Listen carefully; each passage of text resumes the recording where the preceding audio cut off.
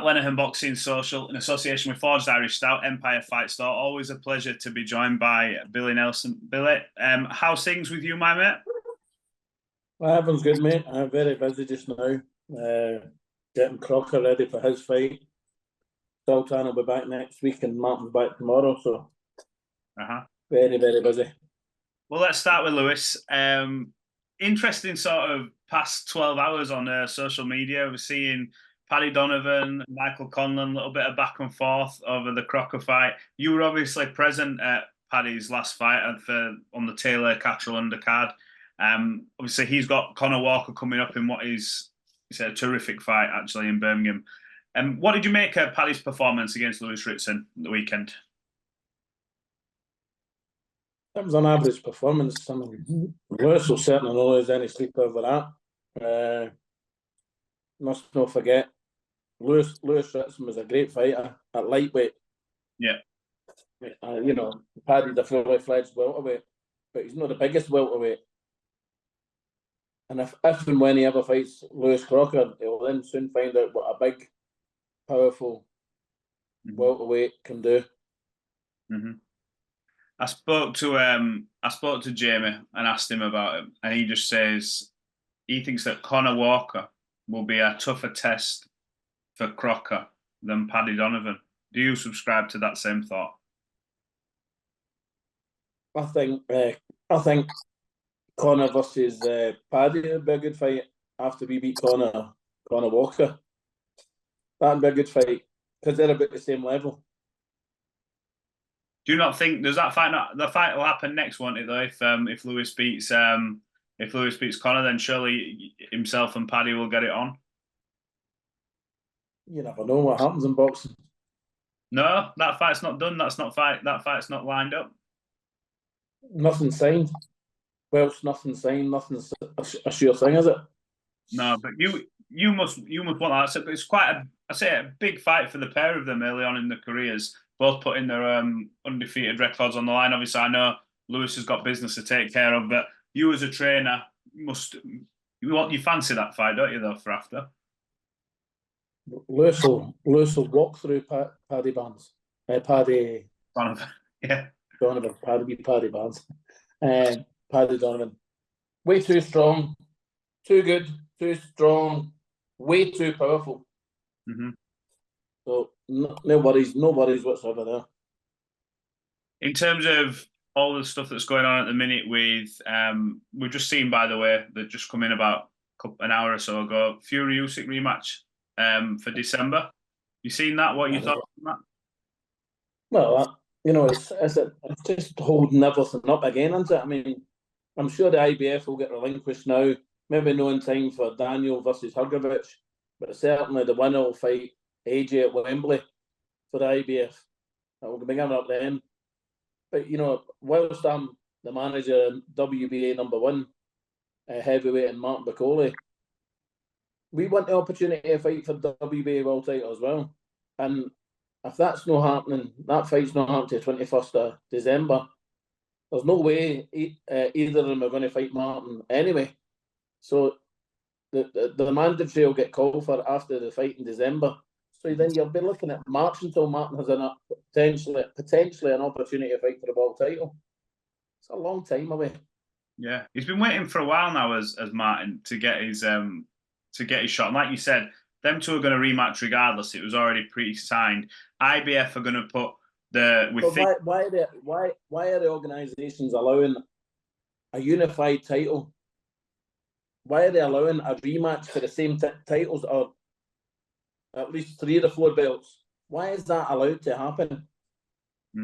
I don't know. Obviously, with all the sanctioning bodies, we're hearing that the IBF will be for the winner of Hrgovic Dubois facing Joshua, and then that'll be for the IBF title because that will get taken off. And then obviously Martin's position with the WBA, you think that would get called. Have you not had any communication or anything back and forth with the sanctioning bodies about this and what their thoughts on this are?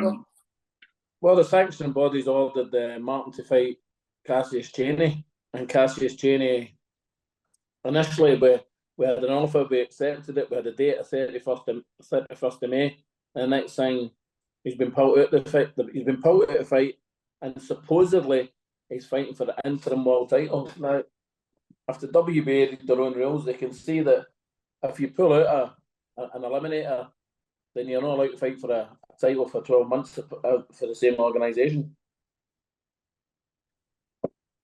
So it was nominated. Sorry, Martin was nominated by the WBA to fight Cheney for the final eliminator, and in theory, Cheney's pulled out. So what? So how's it getting fighting for IBF for the interim title if that is indeed the case? Yeah. So where does this leave like Martin then? He always feels like he's always in a bit of no man's land. He's in such a good position, but he's still in a good position. But things are happening behind the scenes that will make Martin's career move forward. And a title shot imminent then, hopefully. Of some description, I hope. Hope so. It's been going on for what seems like forever a day with that man. It's a joke. I mean, we signed with Box in February. They got him one fight. I think it was May in Poland, and then nothing. They've not arranged another fight since, apart from the fight that was offered to me in Saudi Arabia. Was they nothing? Not? Because they always say they've got a big show on in London coming up at Selhurst Park. Could he not have gone on that card? Was not any discussions for that? It's a fairly decent card, if I'm being honest. Fairly decent. Martin would be the best boxer on the card by a mile. That would have been an ideal time to get him out. If obviously we spoke about this before, but if you can't get that WBA title shot, there's obviously big names lurking about. I mean, we're seeing Joyce and Chisora getting a fight with each other. Like surely, Martin was offered the fight 3 weeks before the announced Derek against Joe. We were under the impression we were fighting Joe Joyce, and as far as I know, 2 days before it, his team decided they didn't want to fight Martin anymore. So we were fighting him. The post was agreed. The date was agreed, 27th of July. And then Big Joe's hands collapsed. So in terms of the heavyweights knocking about, who can fight, who are available to fight? Dillian? Name a few and I'll tell you if we've been offered them. Dillian White? No, we haven't been offered him, no. No? That fight to me seems to make a lot of sense. I think for the pair of them. Has Dylan got a promoter? No, not at the minute. I don't know how it's worked actually with the test situation that he had and where he can actually fight as well. I don't know how that's going to work. But that's probably that might scupper that. I don't know. But listen, we told Dylan White, or Martin told Dylan White, he'd gladly fight him after that incident in May of last year, 12 months ago. Nothing. Not a dicky bird. Joe Parker? Anytime. Joe's words, not mine. He will never fight Martin Bakole. Well, he said that he'll never fight him.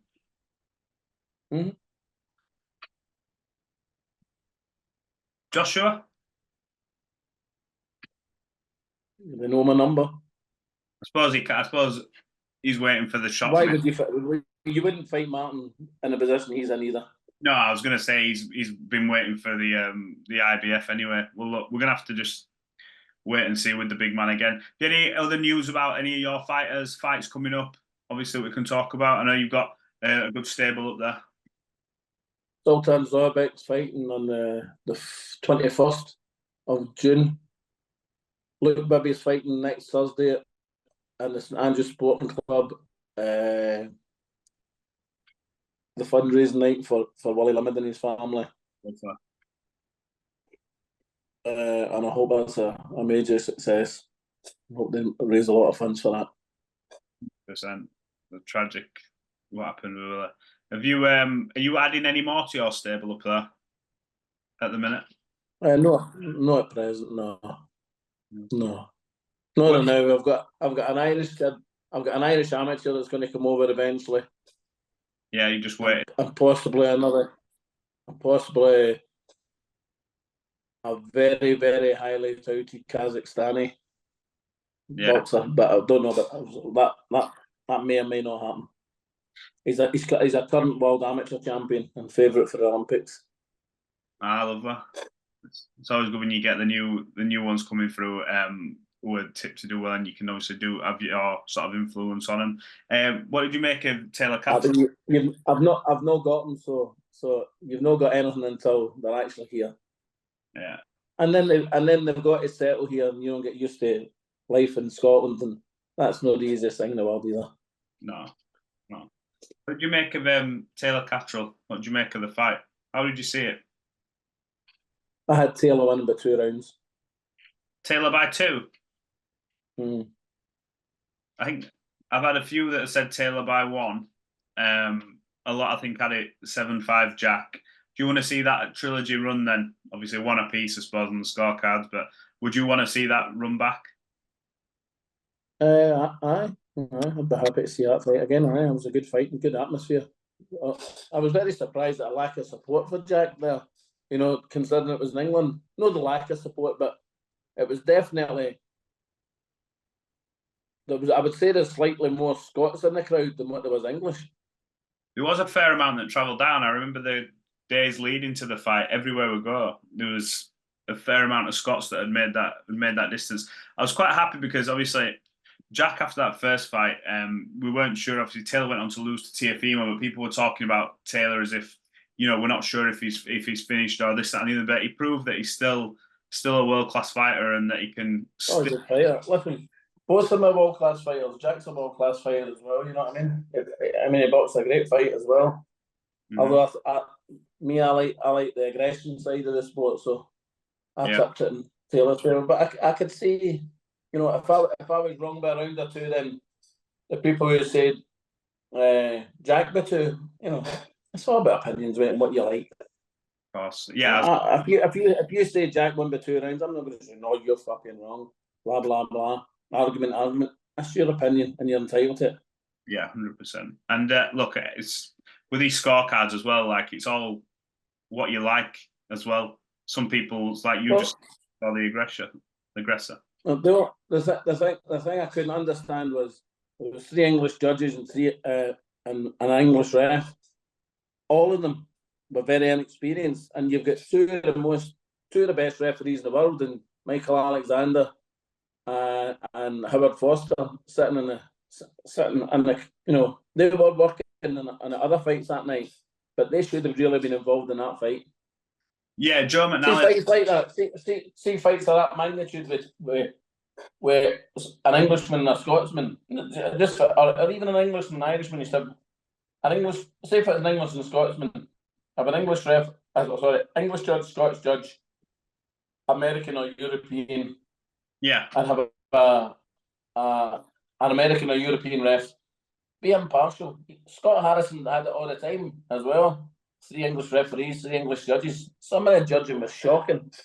Well, I mean, that got brought up even by I interviewed Jamie Moore after the fight, and all credit to him. It's not a lot of people would do this. He just goes, "Look, how can I scream blue murder in the first fight and then this fight go, oh, the judges were correct?" He goes, "Jack won the fight." He goes, "But not by them margins." No, but listen, you'll know me, an more honest guy than Jamie Moore. He's a Jamie guy, you know what I mean? 100%. And I agree with him to an extent. I don't think Jack. Me personally, I don't think Jack won the fight, but yeah, he's honest enough to come out and say such a thing, which no many people would do. 100%. Well, look, we're looking forward to seeing your boys back in action. I think that Lewis Crocker fight is a great fight with Conor in Birmingham. I'm really looking forward to being there for it. Honestly, I think Lewis will destroy him. Yeah. I reckon, and it's not a slot to Conor because he's a good cracking wee fighter. I just think it's a world class. I know what he's been doing in sparring, right? Yeah. Lewis has been knocking out super middleweights, stopping middleweights. but I think it's a world-class welterweight where he's probably one of the biggest punchers, if not the biggest puncher in the world at welterweight, against a good domestic fighter. I mean, let's put it in context, right? Conor's last opponent was a Welsh boy who won the Celtic title, and that boy came in 10 days' notice. Yeah. 10 days' notice to get given for that fight. Yeah. You know, and against Cyrus Patterson, he was getting the ears boxed off him for long spells of that fight, but landing the bigger shots. Yeah, I think it's interesting to see because I look at Lewis on this sort of trajectory, and it's like it's so exciting because he's at that stage now where obviously you see him every day. We hear talks about this unbelievable power. You said it to me on the previous interviews. You've never felt power like it. I think Jamie Conlon, when I spoke to him, said he's never seen someone hit as hard in sparring. And you hear it, so it's like Two boxers said to him yesterday. Two boxers said to him after sparring yesterday. Two boxers that I don't know who they are, the boys, but they've come in. We were doing the pads and that, and they said to him, "How do you punch as hard as that?" What a compliment! Yeah. I can't wait. I mean, for one professional to say that to another professional in our sport, I thought difference heavy, you know, and he's punching like a horse.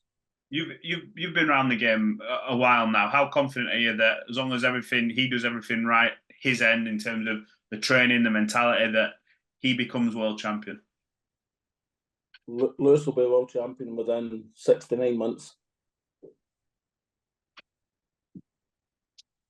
I can't wait. It's going to be some ride, especially with the names knocking about there. So hope he gets his opportunity and we can. Well, he will get his opportunity. He will get his opportunity. He will get his opportunity. Brilliant. 100%. Well, look, let's see this because all these belts are getting fragmented as well. The 147 ones when Terence moves up. Yeah, because he's moved up to fight Madrim off, hasn't he? I know he's getting a champion in recess. I mean, why are they even doing that? Yeah. If he's moving up to 154, away you go. Let the rest of the people fight for the belts. Yeah, because once, depending, obviously, I suppose maybe in his mind, maybe it's like an insurance policy thing where he can, if he finds out that he doesn't like the weight, he could maybe drop back down. But he's a big boy, is Terence. Like I think he'll fit that weight fine. I boxed against him with Ricky Burns. Yeah, I know how good he is. Of course you did. Is he found the best in boxing?